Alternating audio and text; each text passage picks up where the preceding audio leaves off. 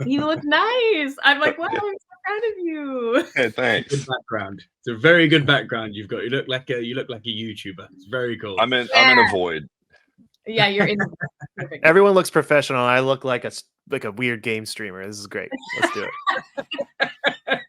It's perfect. Hello, everyone, and welcome to the Silver Screen Dudes. My name, as always, is Nico Luro, and I'm blessed to be joined today by the cast and crew of the new movie Things Will Be Different. The review is up on the channel now. Y'all have seen it. Y'all know I enjoy it, and I'm blessed to have the director and the two leads with me today. Guys, thank you so much for joining me on the channel. I appreciate it. Thank you for having us. Thank you so much for having us. Michael, I'd like to start with you, please. For those who haven't had a chance to, for those of you who just watched the interview content on the channel and who haven't had a chance to watch the review yet, if you can, because it's not actually that easy, how would you break down your movie? Can you give people a quick sum up of what Things Will Be Different is about? Yeah, let me try my best here. So, Things Will Be Different is a story about a brother and sister who commit a close call robbery and are fleeing the cops. And they hide away in an isolated farmhouse that is actually a time traveling safe house. So they go there and lay low in a different time while the cops cool down in their time. And they think they get away with it till they go back or try to go back to their original time and realize they're being kept there by mysterious forces who run the house. And from there, things go crazy and things will be different. That is probably the best way I've ever summed that up. And I've been doing that for a bunch. That's really good elevator pitch. I feel like I was white knuckling it, waiting for you to. Yeah. Also, where do I invest? Yeah. Good news. The movie's out there. Wow. Oh, great. Can't wait. Well, Adam, it's funny you ask that, actually, because that brings me on to you and Riley. What was it that originally drew you to this movie? I think that a lot of it was the brother-sister relationship. I have an older brother who I'm extremely close with, and I just fully understood all of the emotion and connection between these two. And once I met with Michael and Shane, our director and producer, I just knew that we were all, kind of cut out of the same cloth in a way.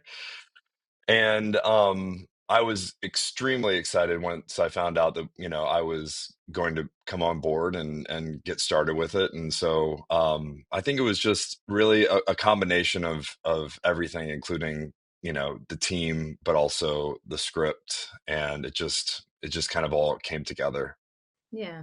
Yeah. I would say literally same for me too. Like it's not every day that you get to read a platonic love story, which I think is great.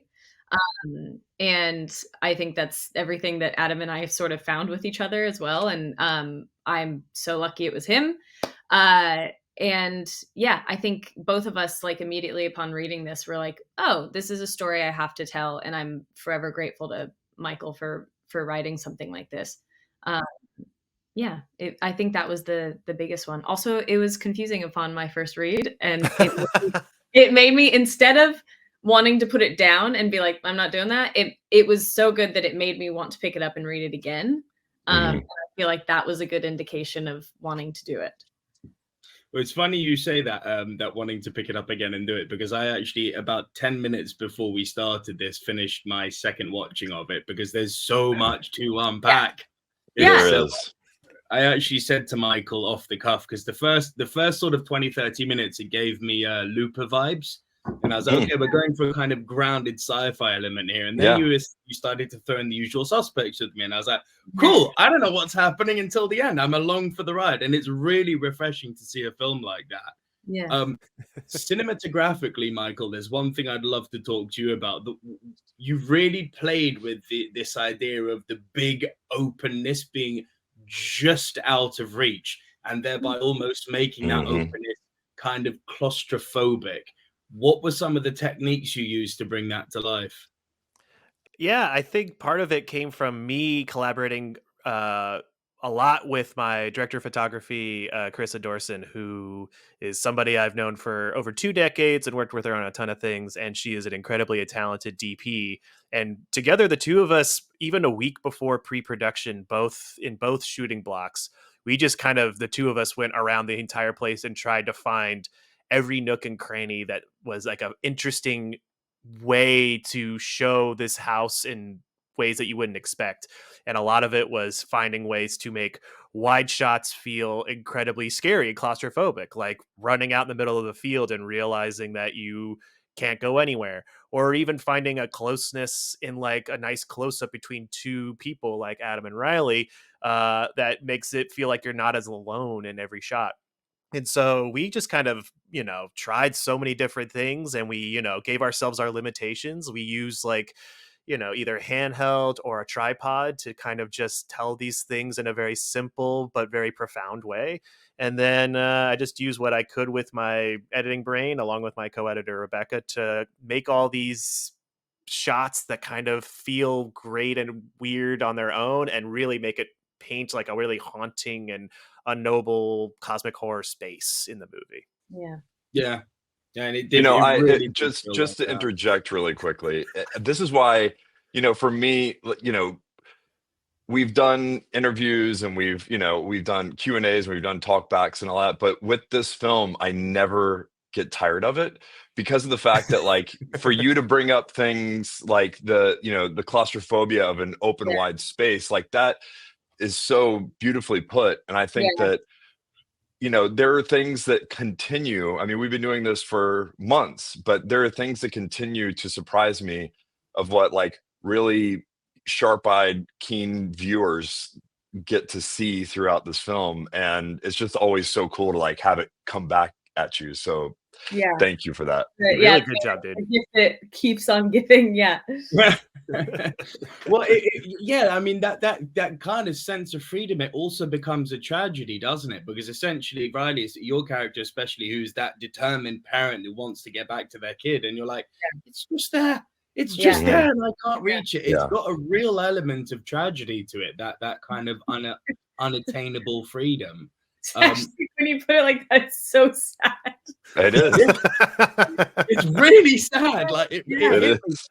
Like I had my second kid about 5 months ago, and I was like, Oh, oh yeah. God, I can really feel what like your character's going through. I'm like, yeah, you would move heaven and earth to get to your kid. So I was like, yeah, Absolutely. feeling Absolutely. it, Yeah. feeling it. Bringing Mhm. it to you now, guys, Riley and Adam. I said to you off the bat, I thought you were both fantastic in this. Like you Thank Thank really you. got me believing in what you were doing.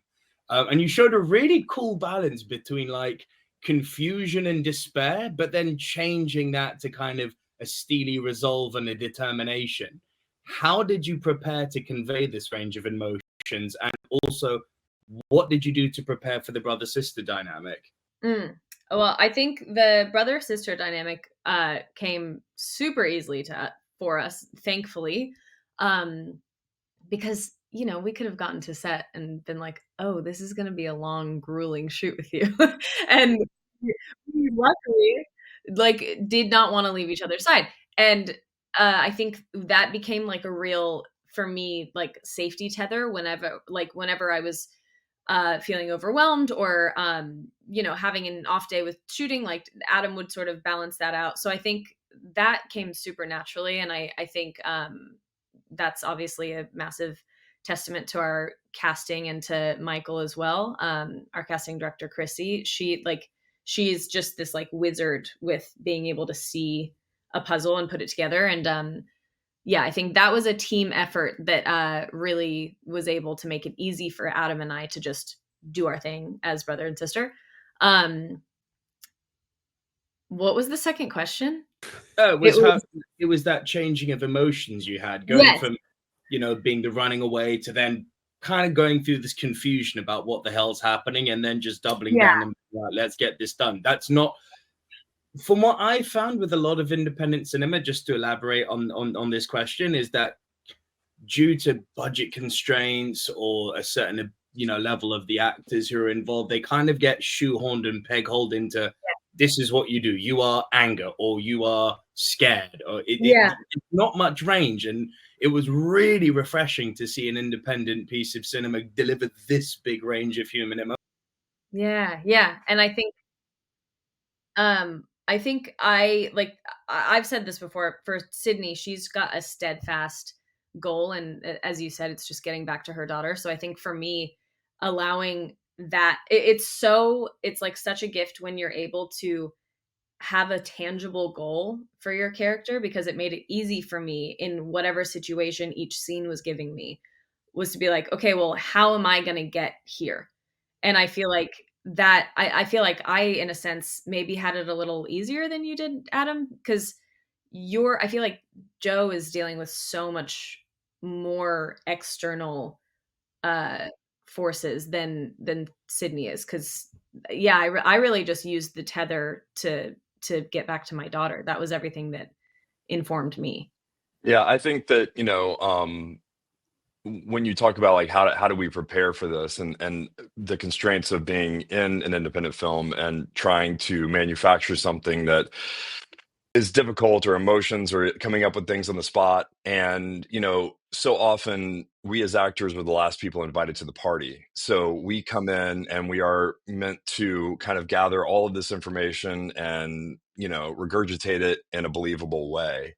But I think that the key for this one was, you asked how we prepared. We were able to prepare because we had a couple of months where we were able to Zoom call, much like this, where we got to go through and talk about the script and talk about the relationships. Riley and I had time where we were just on the Zoom discussing, Sid and Joe's past. And so the amount of preparation that we were able to do before we ever stepped foot on that farm was immense. And so that when we did get there and we're in the middle of a scene, because, we're shooting summer stuff, winter stuff, we're shooting kind of all over the script on certain days to make our day. And having Michael there to say, okay, hold on a second. Like, so we just came from here, we're coming into here and this hasn't happened yet. And then boom, we were all on the same page. And it was that preparation that allowed us to do that. For Riley and I, with our relationship, is just the fact that we were so lucky that we immediately felt connected. The second we met on Zoom, we felt an instant connection, a brother sister relationship instantly. So that when, like Riley was saying, like when you're in that kind of the setup's happening, you're doing this, you're doing that. All I had to do after action was look into Riley's eyes, and I knew exactly where I was and exactly what I wanted to do, because at the end of the day, um, she is Joe's purpose, and the hope that Joe tries to hang on to throughout the entire film, was all laid within Sydney. And so so much of it was just literally, we are in there, we're getting last looks, we're doing, all these things, and then when action happens, all I had to do was look over to Riley, and it all just made sense. Yeah. All sounds really organic. Very cool. Very, very Yeah, cool. 100%. Yeah, I love hearing that stories like that. That's cool. I think you've just given me a good bit of real content there. Appreciate you. Finally. Michael, I want to bring it back to you here. So, filming over the months and the various seasons and filming in a confined space while showing a big space, a lot of moving parts going on with this production. Can you describe what your creative process was for this and how it's maybe evolved over time? Oh man, that's a good question. Creative process for me is I'm a big collaborator. I mean, I start with any mantra that I have. That's the mantra I start with basically is like I just want to make things that I've never seen before. The film medium has been around for over a century. Everything's been done 30 different times in 30 different ways. You just got to find new things that emotionally spark you and feel like they're a story worth telling, but also just feel like they've found a corner of the medium that you've never seen. And once you start there, then you just start inviting everyone in, just being like, hey, I've got something here that's pretty cool. I'm only one person with only so many ideas to expand upon it.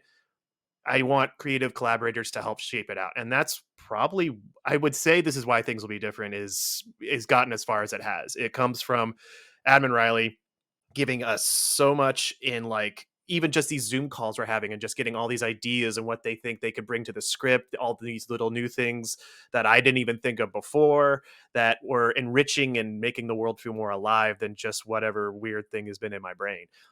Same thing with our, my DP, my editor, costume designer, makeup artist. All of them I've known like their first name basis still to this day, because they were so key in just being like, here's some ideas about what I thought about this world in here. And I was just like, this is awesome. You are shading another side that one person can't develop on their own. Like Yeah. it's always easy in film to be like, the director thought of all that stuff and auteur theory and they did it Yeah, everything. but And you know what? You know what, Michael? You're downplaying yourself. No, it's true though. Because there's a difference between being a strong collaborator and a weak collaborator. Yes. Right. When you have, I mean, there's a joke like how many first time feature directors did it take to screw in a light bulb? I don't know what this joke is. I don't know. What do you think? Yeah. Right? So that right there that shows at the top that there's some sort of crack or there's some sort of weakness, and then which everybody says, okay, well, I have to figure this out then, because from the top we don't know what's going on. Yeah. Whereas Michael was the exact opposite. Michael knew everything that he wanted, but was also open to people's ideas and a way to better, certain situations, because he allowed people to manage their own situation, whether it be hair, makeup, or wardrobe, or Riley and I, or whatever. He trusted all of us to make the right decision, but the buck stopped with Michael, and having a strong leader who's also able to collaborate just doesn't always happen. Yeah. And So also that don't downplay the fact that that all comes from you, dude. Yeah. And also while we're on the praising Michael train, also a respectful collaborator, because he 100%. this was also the most women on set I have ever worked with. And watching Michael fully respect everyone's opinions equally. And even to the point, I've forgotten about this until now, but the tattoos that Joe and Sydney have, that was a massive conversation between I'm not going to lift my shirt up, but mine's under there. But like that was even a massive conversation between Adam, myself, our makeup artist Jess, and Michael, and was fully asking for ideas and input from everyone. And it really was like such a respectful guidance that was happening, and there were certain things that he wanted done a certain way, and that would be putting a foot down in a respectful way. And Oh, to tie it all up, it is exactly that. I mean, it's just giving the people the freedom to put their stamp on the movie, because it's everyone's movie at the end of the day. It's still a team effort. I want people to go to the theater and be like, I contributed to this, or this is because of some ideas that I came up with. And it makes me feel incredible, because it's a movie I want to share with everybody I work with. And like that tattoo specifically, like it helped us inform deeper things in the world that I only had like an inkling of. And now that it's there, and then the way that you see it now, especially here if you're watching the video stream, that has very specific implications that mean a lot of theories to the viewer, but to us who helped create it, there's a lot of deeper meanings there. And it came from Adam, Riley, and our makeup artist, Jessica Lynn, who just really brought it home. So that's just a small microcosm to how I work, is just like starting with something exciting that people want to play with, and then letting people run with it till the end. And my job is just to keep the guardrails up, maybe is the best way to say it. Is just as long as people don't swerve completely to something else, it's all fair game for me. Well, look, guys, my mantra on the channel is all about supporting independent cinema. There's 1,000,001 people out there who are just reviewing every single big blockbuster that comes out. My big MO on the channel is support independent cinema, because Michael, how do I know that in 10 years' time, people aren't going to be talking about you? Christopher Nolan. Let's talk about Michael Falco. You don't know. This is what's so wonderful about the independent scene. It's the stars of today and tomorrow that are coming to life, and there's not enough voice for people. It's like I'm just glad there's a champion to indie cinema. Forget Venom. Let's talk about things will be different. Yeah. And I can't wait to see Ryan Gosling play all the roles that I would have played. That's really what I'm really looking forward to. I want to work with these two as much as I possibly can, and that's my next goal is to get them. Don't let me hold you back, Michael. Don't stop me from Well, having a good time. This is a question to all of you then. So a lot of creatives talk about how real people influence the characters that they either portray or the characters that they write, or indeed some previous work that they've seen that's influenced their work. All of that. Who, if any, have been some of the major influences, both real or maybe in cinema, that have influenced your guys' work as portraying and directing? You specifically for this film? Yeah. Oh, I'll I would start. say that. Or Okay, you can go ahead, for it. Adam. I would say that I felt a lot of times when I sit down with a role, it's like, how is this person like me? How is this person not like me? And then try and find resources for things that maybe I don't know and that I need to bring into this character. This character knows intimately, and um, but with this one, I felt such a kinship with Joe immediately that um, I didn't have to look too far elsewhere to kind of complete that picture. And I would just say that probably the biggest influence on this is my brother, and our relationship. And I'm the little brother and he's the big brother, so there are certain things in the film that I kind of just tried to project him in a way whereas a little brother, I'm scrapping for everything, whereas a big brother is just kind of like setting the tone. And so a lot of it comes from him and his influence, and then also the fact that I've been his brother for 42 years, and I know in every fiber of my being what it feels like to care so deeply for a sibling that can't be learned or taught. So I think that really, for me, in this film specifically, because of the fact that I was already very close to Joe, I think it was just a little bit of push with that, and it helped kind of complete the picture. Riley, you go next. That made me just want to think more. I think initially, character-wise and, like, where I wanted Sid to sit, I really it's funny that Looper keeps getting brought up because Emily Blunt in that movie to me is, so incredible, and I love that she has this sort of, like, stoic sensitivity, and that is something that was really important to me with Sid, is that I didn't picture her as this person that was sort of like flailing around and like trying to figure it out manically. Like there's something very sort of calculated with her. So I would say Emily Blunt in Looper was like a big sort of like North Star character wise. Um, but as far as like getting into her emotional state, I don't have kids yet, but I have nieces, and I would quite literally die for all of them.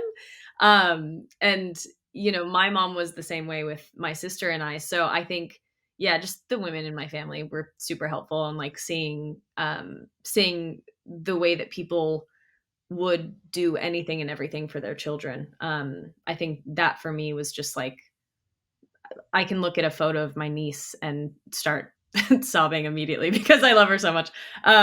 So I think that, yeah, that those were big influences for me. Yeah, I would say like the two big influences specifically, I would say I'll go movie and then personal. Um the I just like big heady sci-fi movies or big like question marks, movies that like never add up, but I love that it makes me want to add up things. And the first one my dad made me watch at a very young age was 2001. I think that movie is like the ultimate sci-fi movie. It's he saw it when he was my dad is in his early 60s and he saw it when he was like 6, 7, and he said it was like one of the scariest movies he's ever seen. He saw it like it was PG when it came out. My grandmother, may she rest in peace, she took him, and he came out like scarred. He was like, I can't believe I saw that, but he couldn't stop thinking about it. And he like, and that movie just like puts you in like a headspace, puts you in the space and time of what, like, you know, finding the monolith and the apes, and then transforming to the slightly head future of what space travel looks like, and then throws you into the cosmos and lets you roll around in it. And I think that's all incredibly fascinating, and it's a movie that will stick with you. So this leads me into my personal connection. Is my biggest inspiration is making a movie my dad would like. He is an engineer. He loves science fiction. He basically is a guy I would bond with just by going and watching movies with him and then talking about it at a diner for hours on end. So this movie was like, we're talking about our North Star audience. Like, who do we drive towards? He's the guy I drove towards. So any choice we made in this movie, thing that was like close to what we should do, immediately my first thought was like, would Doug Felker like that? Would he think that was really cool or fun to pick apart? And that really helped shape the science fiction lore of the movie too. And yeah, I wanted him to be scared and weirded out like he was in 2001. And I'm not saying we're 2001. I don't think any movie is, but I wanted to get in that ballpark to have him have fun with, and his friends at work who are also big nerdy science fiction engineer guys. So yeah, I think those were two of the inspirations I thought of in some form or capacity. That's awesome. Michael, I'm going to keep it with you for the next one. And it's beneficial because I don't normally get to interview a lot of the writers, but obviously you're both writer and director for this. So you're finally able to ask a writing question. With this movie, I believe, is going to find a huge audience, and I believe it's going to drive an incredible amount of conversation about what actually happened, what was the ending, what's the meaning between Riley and Adam's characters actually being there in the background, in the black and white scene at the end. I mean, it's going to get a lot of people talking, but you keep everyone guessing for the whole movie. Normally a movie will dangle a carrot and then halfway through you get the reveal and then you get the denouement, right? You were just like, no, screw that rule. We're going to keep you guessing until the last damn frame. Yeah. What's the trick to doing that as a writer? Like, okay, if I was an aspiring writer, put this one out to all the writers out there. If you could say to them, what's a good trick for keeping people guessing, what would you say? I would say that's a really insightful question. It's one of those questions I've kind of gotten over the course of the year quite a bit because, it is one of those things to wrestle. You're wrestling with closure, and people, they just feel so much better when they get closure. And it's one of those things that they try to tease. But mystery is the dangling or promise of closure. And, the right movies kind of just give you a little bit of that feeling, and you go home and feel good. But like, this movie is literally all about kind of like dangling like a big mystery in front of you, and then the universe says absolutely not. You are two people who came into our time travel house, and you are not allowed to have the questions and answers. And that's a little risk, that thing that we've known about since day one. It's one of those things that's like a tricky thing to try to do on a first movie, but like, I find that incredibly fascinating because the best thing about a good science fiction mystery, especially one that deals with heady concepts and, wrestling with that stuff, is that you always should, it's not about the grasp for answers. It's always about like the reach for it. Or it's not grabbing the answers and knowing what they are. It's about the reach for it. It's about the human struggle to know. Like, I recently converted to Judaism about a few years ago because my wife's Jewish. And one of the biggest aspects that like made me want to go into Judaism is that it's all about wrestling with God. It's not about knowing the answers that God gives you and using that to form your life. It's literally questioning why God does things all the time and going like, why does he do this? Why do we have as a culture have to do this? And why does the Torah say this when we live our life now? And that's more inherently interesting to me as a human trying to live their life before, you die and you move on to the next plane of whatever. And I know this all sounds really heady and pretentious, but I swear to God, this is just something I think about all the time. It's about like what you do with the here and now when you don't have everything. And I think the best thing about a good science fiction mystery is like know what your world is, know what everything is, so you can have an answer if you know when you do inform your decisions, and then let the characters dictate and the story you want to tell dictate whether they know things or not. And then the wrestling there, what Adam and Riley's characters did are so fascinating and interesting because they are bouncing back and forth with what they know and don't know. So in a short sense, write your universe, know everything about it, and then let the characters dictate whether the questions or answers inform their arcs and whatnot. I know there's a long-winded answer, but I Yeah, think it's that's a very cool. fascinating question. That was a fascinating answer. Yeah, it was. Really cool answer. One for all of you then. What was the most challenging part of the production for each of you, and how did you overcome it? You know, I think that we had such a good working atmosphere. And the crew wasn't big, but every single part of the crew worked on this film and treated it as if it was their own film. And so really the only challenges were the ones that were thrown at us. Like, you know, I tested positive on day one of shooting for COVID and had to quarantine due to the SAG rules for 5 days. It turned out to be 7 days at the end of it because of scheduling stuff. We had a massive ice storm hit our building and or the area around us, and we lost power for 3.5 days, and we still shot throughout it. We shot with like pull start generators that were outside running the lights. It was freezing cold. You know, but at the end of the day, I feel like, you know, we had the actors strike that we had to have an agreement to be able to shoot this film during. It was, you know, down to the last moment before we were Literally, about. yes, literally the night before all of us were supposed to leave, we're still waiting for this waiver. And we were Yeah. like, if we don't get this waiver, we can't shoot this movie. And we were all supposed to leave tomorrow. And then we ended And up this getting was the second half of the film. So we had already shot the entire first half of the yeah. film. And so luckily SAG came through and we received the waiver the day before we flew out. But other than that, I mean, you know, it was cold. Some days it was too hot. Some days, you know, all of that stuff. But I think that as an actor, like I welcome those conditions because it gives me something to work against. It gives me something to like try and, you know, push through. I don't think that interesting things come from comfort.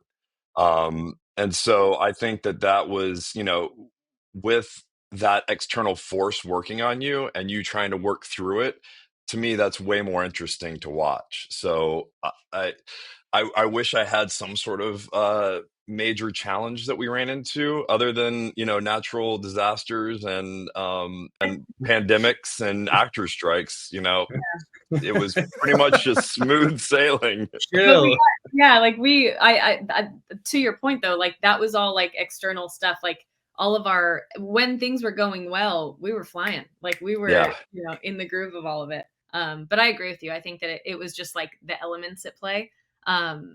But even that, like, you know, we were freezing and but it added so much for us.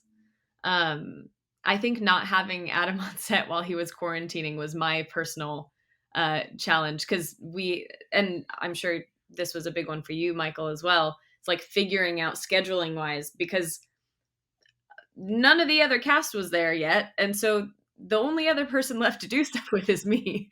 And so we like switched some story pieces around and selfishly I loved it because I got to steal some scenes from it from Joe. Um Yeah.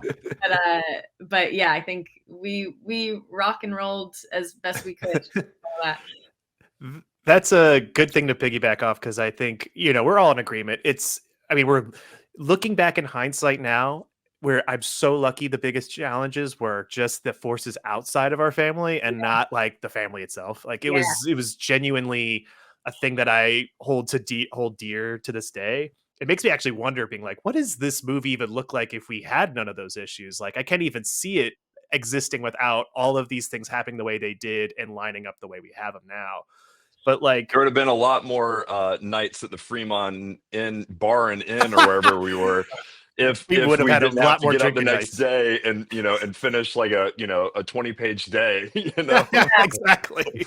It's one of those things, like, I would say, like, you always wonder, being like, yeah, what is this movie when all of this stuff happens? And I'd be like, well, we probably wouldn't have the luck we had now that the movie did well, because if it wasn't for that struggle, we wouldn't have bonded even more. But like, I would say the biggest challenge I had was just like, with all of these elements coming in, my biggest job was trying to make sure that the movie still worked the way we intended. Because it's very easy for a movie to be like, well, that's just what it is, and we'll rewrite it, and I don't know how it's going to turn out.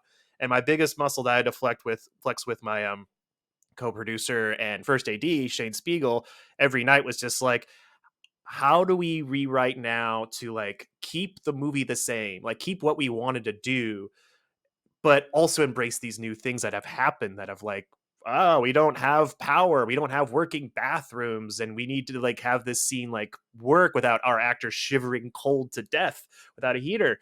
And so or rewriting certain montages to give a little bit more to somebody else. So it's like we had to make it work, and I think that's like the hardest puzzle box. And luckily it just came from you know trusted collaborators. It goes back again to people being like, hey, what do you think of this thing? We have to rewrite this thing, and we're swapping some stuff around, and I just need a sounding board to make sure this doesn't sound stupid. Let me know what you think. And that helped us get through that without having to be like, oh, this movie is fine, but the reason why this works is because we had a snowstorm. Like, we can't do that. We have to be like, that's what we intended, and that's our final answer for the $1 million question, so to speak. And Yeah, then and, I'm sitting there going, yeah, I think Sydney should actually do this scene instead of Joe. yeah. That's a great idea, Listen, Michael. it made it better. But also, again, going back to our crew, throughout all of this stuff of like freezing and no power, like for a lighting department to like have to worry about like how many plugs we have, and Yeah, that like that shouldn't ever kind of come down to it. But yeah, not one eye roll, not one heavy sigh. It was just like, how do we get this done and how do we make it work? And yeah, the positivity was just unbelievable on this set. yeah. Yeah, and I Yeah, think solutions, everyone not was problems. excited to problem solve. Yeah. Yeah, Yeah. solutions, not problems. That's a great dynamic to have when you're Yes. collaborating. Yeah. Love that. Last two questions, guys, promise. This one is a recurring question that I ask on every single interview, and the answer I'm always given is always, that's a really hard question. I know. So without saying it's really hard, and it will depend on the genre of the movie that I'm interviewing about. So in this case, we're talking sci-fi. Could each of you please, at the drop of a dime, give me your Rushmore of sci-fi movies? Oh, Yes. All right, I'll go. Go on. I don't know if these qualify, so I'm sorry. Fifth Element, Qualifies. that qualifies. yes. What's the one with Haley Joel Osment and the AI. AI. That's a massive one for me. That scared Love the that shit out of Wow. me as a kid. All 7 hours of it, huh? I loved it so much. I loved it. I It love was it too. I think that was the first sci-fi movie I saw. Yeah, I can And see that. yeah, like timing wise, that would have worked as Mhm. my childhood. And then the third one is gonna be. I'm gonna get back to you. You guys go ahead. I'll think on You this do have one. 4, because Rushmore has 4 presidents. God damn it. Okay. You guys Lot of know. people- All right. It's tough, I'll- it's tough, but it's great to see people's kind of instant reaction to this question. It Yeah. always Yeah. makes I'll fun go viewing. because I've been in sci-fi land for way too long. So, The Matrix is the one that got me into making movies in general. Yeah. It's the George Washington on that whole thing. I will say Alien. It's just amazing, horrifying, game-changing science fiction. It's my Yeah. wife's favorite movie of all time. It's crazy body horror. It's amazing. Mhm. I will probably go with 2001, as mentioned. Huge inspiration. And then I feel like I have to throw one time travel movie in just because we are in time travel land. I was And hoping that's you'd say actually that. hard. What is my favorite time travel movie would probably, if I had to ask today, it would probably be, I mean, it's Back to the Future. I don't know. Back to the Future is the one that's like, Nice. it's my dad also loved Back to the Future. He saw it like 20 times Yeah. in theaters. He thought Star Wars was overrated, and that one blew his mind. So it's the one that got everyone in a collective conscious to be thinking, oh my God, time travel, and have fun Yeah, with yeah. it. So yeah. Love those. Riley, you got your I, other two, or are we switching to Adam? Well, I feel stupid copying. Alien is obviously up there. I forgot it existed because when you're asked a question like this, you're like, wow, I've forgotten everything that has ever This is the existed. difficulty of the Rushmore. Yeah. Alien is obviously up there.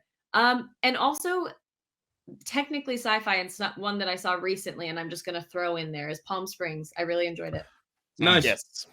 Yeah. Great yeah. answer. Yeah. I would say Empire I'm is Yes. no, Empire Strikes Back is Oh, probably yes. um I've never seen Empire. What is that? and it's funny because going last, some of my answers were stolen, and it's not me Great copying, minds it's think just alike. right. Back to the Future, without a doubt, is one of my favorite movies of all time. Mhm. I would say definitely The Matrix. And then I think my last one would, and I am copying Riley, but she brought it up, and it like made me remember, and which is Fifth Element. Oh The my performances in that movie. God. I mean, down to his next door neighbor. His next door neighbor might be my favorite character in that movie. The one that's always like trying to steal stuff from him, like give me the cash. That guy. I just think also just as an entire picture, that movie is just incredible. Yeah. Multipass. Multipass. Hilo Dallas Multipass. Multipass. That's it. Can't miss it. All right, guys. So that's usually the way I end it, and then I bring it over to you guys to say what are your next projects that we can all look forward to, either individually or as a collaboration. Oh, well, hopefully we have a collaboration soon. I'm working on it. I'm working on Yeah. it. For me, I have an indie coming out hopefully next year called Abigail Before Beatrice. And that was shot in Arkansas. Pretty excited about that one. And then I'm developing a horror rom-com for my husband and I to be in together. So hopefully that gets going pretty soon. Well, if you need those covered, send them my way. I will always Thank cover you. independent cinema. Always. Adam, Thank how about you? What can we look forward to? It's been a weird year coming off Yeah. of the strike. I have, done some episodic stuff that really helped me qualify for healthcare this year. Yeah. But and this is something that my team would probably not want me to say, but I've been extremely picky about indie offers that have come in because of the fact that I know what we accomplished and what we were able to do, and if I don't see like the pieces that are all there and put together, and kind of see a way through it, or see a character that I can't go without playing, I've just become extremely picky on the indie film front, and wanting to really choose the right next project, because again, this film was such a dream come true that like I want to be able to make sure that the next one, like I'm able to bring my entire being to. So I've been a little picky, which I'm sure Oh. drives my team absolutely nuts. But because I'm like, hey, I need work, guys. What's going on? They're like, dude, like, You're like, here are all of these. Yeah. yeah, exactly. So it's I'm looking forward to 2025, and kind of moving even further past the two major work stoppages that we've run into with COVID and the strike. And I look forward to kind of what 2025 brings, and the new projects that are kind of unearthed through that, through the time that we're getting further and further away from that. And Michael? Yeah, that's good that you're being picky, man. I'm glad I'm now a new standard that's getting you not paid. Yeah. I don't well, I do have my next projects that I am trying to get off the ground for next year, but it's been really hard to like get into those because this movie has been all encompassing. Like I also co-producer and co-editor on it too, and it's just like a lot of the movie is still being rolled out, obviously. And luckily I just finished the very last of my festival travel, so I can finally like settle down and you know polish off scripts that I've got going on now. There's also like I'll be staying in the sci-fi or at least like general magical realism genre of some kind, Yeah. or at least high concept. I have had a lot of interest in trying to keep this particular world going in a lot of weird ways. Mm. So maybe that one might come sooner than later. But that's we're figuring out what a next things will be different in the universe would look like. But I'm not other getting than any younger, dude. well, that's the fun thing with time travel. I could just Yeah, make it work with Yeah. it's whatever true. age you guys can be at. It's true. Look, You Uh, wait too long. with two kids, I aged 10 years within a month. So we Preach, gotta, okay, preach. better yeah. get going then. Keep But waiting too long, Michael. He's going to look like he did in his final shot. Exactly. Maybe good, we'll good. start Well, less there. makeup. Yeah, exactly. But yeah, I don't know. I'll have more answers in 2025 for sure, and what's going to work and not, because industry be what it is. But I'm excited to see what we're going with, and can't wait to share the next cool things that are in the sci-fi space. Yeah. Guys, I can't thank you enough for joining me today. Things Will Be Different is one that you absolutely have to add to your must-see list. It's intriguing, it's entrancing, it's beautiful, it's somber, it's got elements of tragedy to it. It's really well directed. That's a terrible sentence. It's beautifully directed, and it's equally beautifully acted by the cast and crew present with me today. Thank you all, and I can't wait to go and watch this film now for a third time. Thank you. Thank you Thank you so so much. much. Really appreciate it, man. Been real, guys. I'll see you soon, I'm sure. And as always, guys, if you are new to the channel and you've stuck this long, then I'm hoping you've subscribed by now. But if not, hit the subscribe button. Let me know down in the comments if you have any questions that you want me to ask cast and crew for interviews moving forward. And I'll see you very soon. Thank you, everyone. Bye for now.